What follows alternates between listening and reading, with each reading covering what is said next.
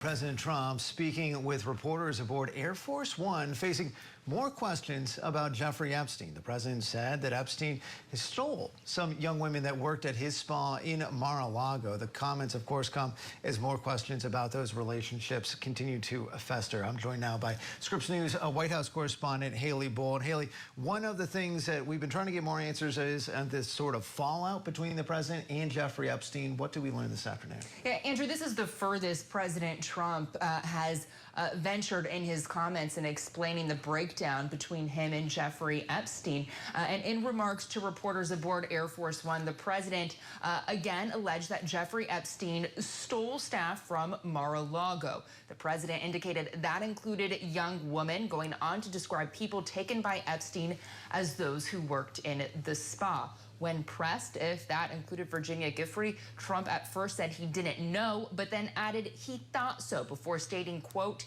he stole her. She was one of the women who accused now convicted sex trafficker Jeffrey Epstein. Previously, she said she was recruited from Mar-a-Lago and she died by suicide earlier this year. Now, the additional insight from President Trump comes after White House officials said Trump, quote, kicked him out of his club for being a creep. Listen to the exchange here with reporters. You're saying that Jeffrey Epstein poached two of your staffers. Who were they? Were they young? I don't want to say two, or I don't want to say any number. You're talking about many years ago. But, yeah, he took people. And because he took people, I said, don't do it anymore. You know, they work for me. And he took, beyond that, he took some others. And once he did that, that was the end of him.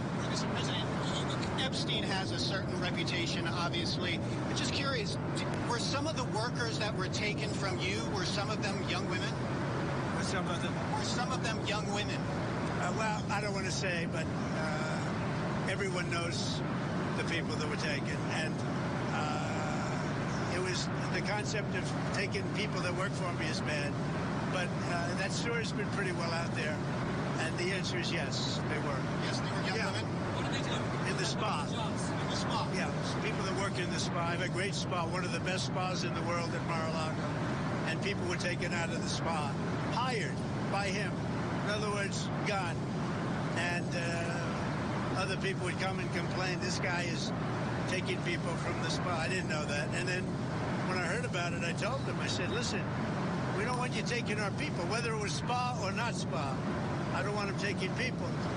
And he was fine, and then not too long after that, he did it again, and I said, out of here.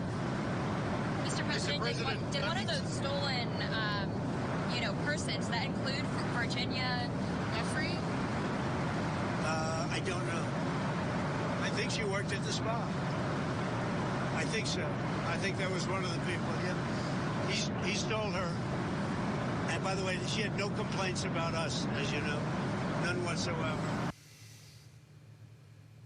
And so, Andrew, the comments certainly continue to raise further questions, and they come as Trump has often sought to pivot the focus from Epstein and his questions from reporters to his allegations about past elections and what he views as successes in his administration rather than on the Epstein files. It also comes as the Justice Department has sought the unsealing of grand jury transcripts in Epstein's case with Trump's direction and has engaged in conversations with Ghislaine Maxwell after an earlier memo from the Justice Department indicating no incriminating list was uncovered led to pressure from both the Republican base, the MAGA base, as well as Democrats. And this afternoon, Scripps News learning that Maxwell told the House Oversight Committee she would testify, but had demands including immunity, something a committee spokesperson said it would not consider granting.